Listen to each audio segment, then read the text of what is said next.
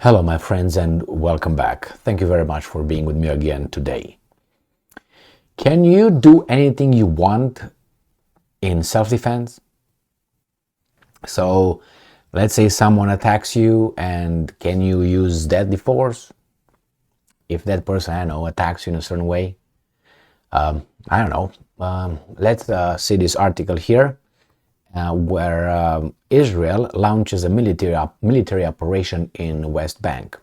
This article comes from Russia Today. So it seems like they all start military operations now. They copy Russia's lead.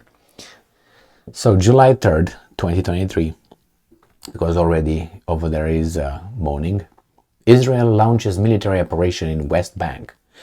The IDF claims to have targeted Palestinian quote-unquote terrorists in the Jenin refugee camps. I remember where Jenin was, let's use euphemisms, had bad days.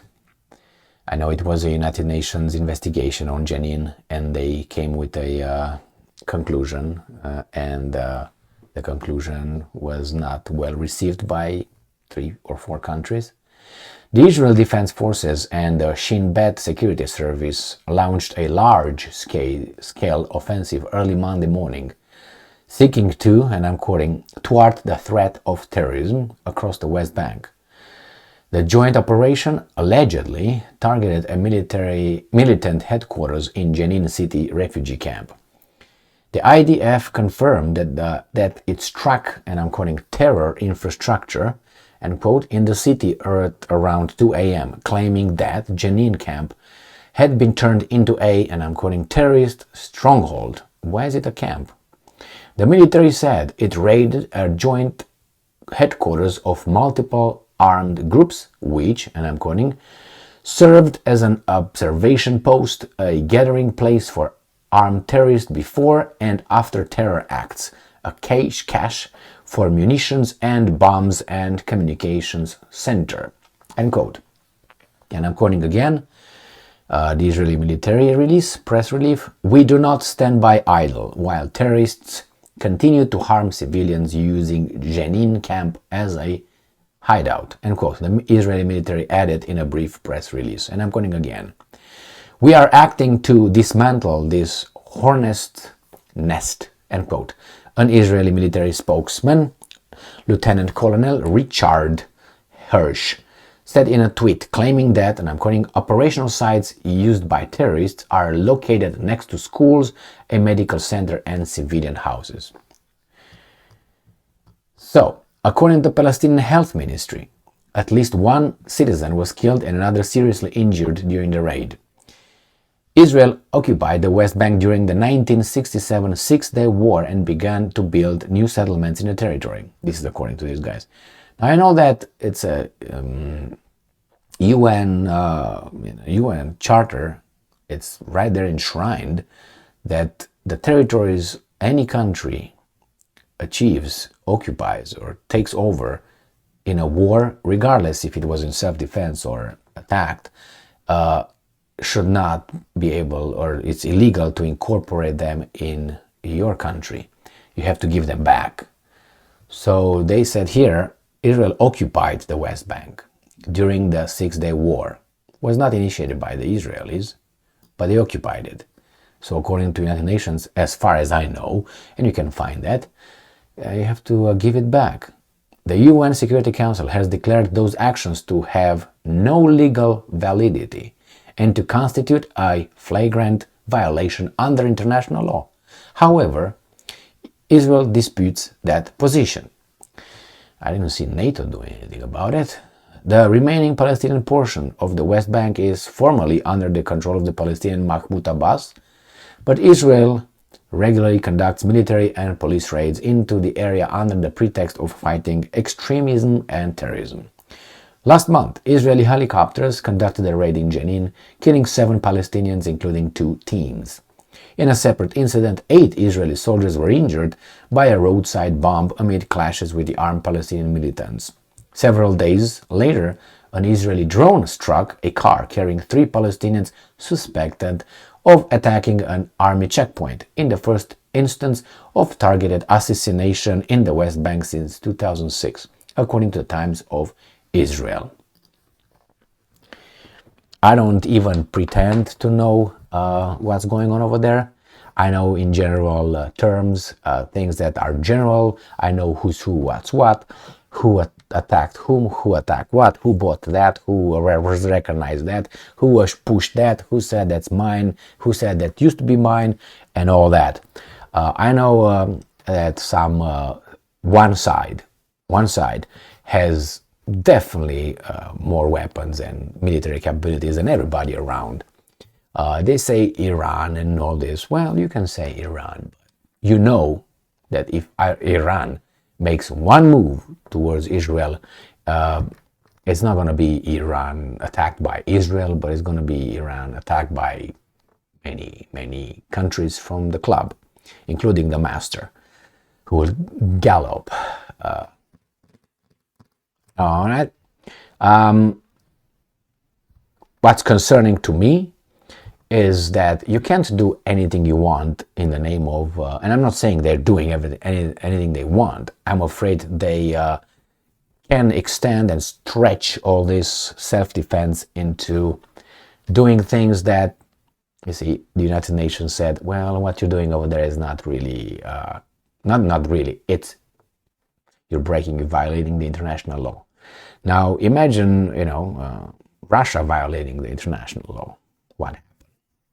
You would have, 40 countries fighting it in Ukraine? Even though the Russians claim that they didn't violate any international law, as the Israeli claim they didn't violate any international law.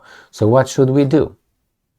I thought that we agreed that the United Nations is the regulatory board or institution, global institution that would, countries gather over there. There are some more equal than others, and they will determine and they will analyze and they will solve the world's problems. I don't think that's happening, that has been happening for a long time, I think from the very beginning, but at least it's better than not meet, that's for sure. Because otherwise it would be a kind of like a Wild West thing.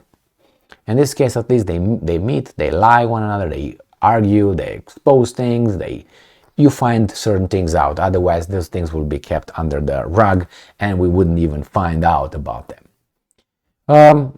I feel sorry for both, for Israelis and for the Palestinians or whomever are over there.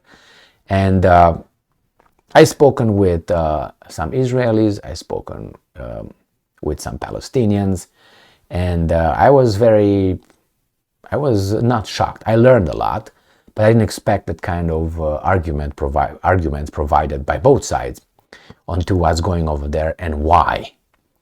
And I was surprised, I gotta tell you, how vehemently one side was using certain arguments. Then I was like, wow, okay, that's your argument. Then that will never happen.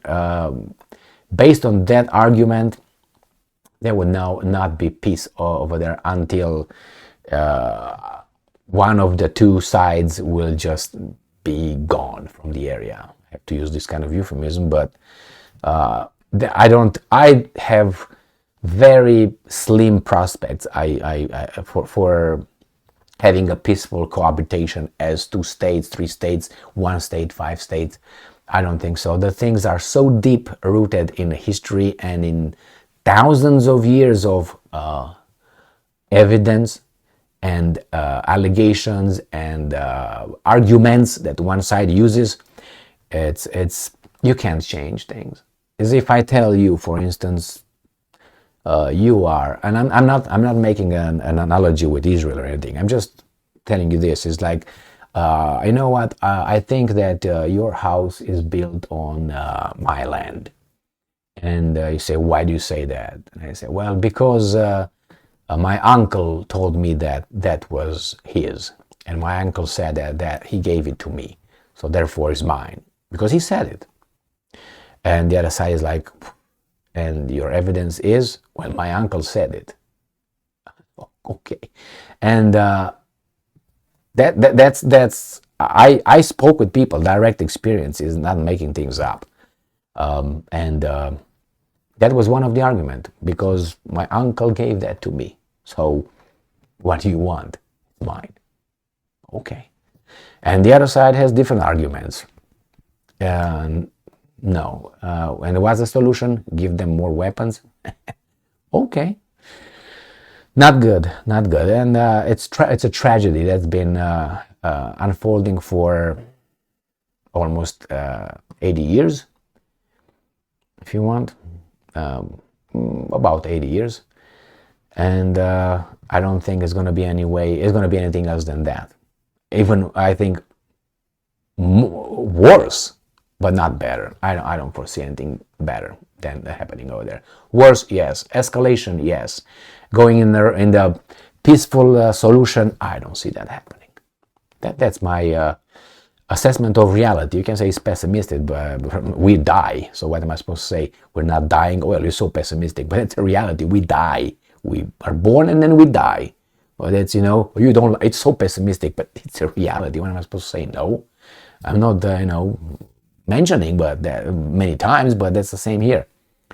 That's how I see things. It is what it is. It's not like I want it to be that way. Thank you very much. And their interest bigger and deeper than what we see. And no, they will keep escalating the situation with Iran and the countries around in Syria. They shoot at one another. And thank you very much for being with me again today. Stay strong, stay smart, look for the truth, and be just.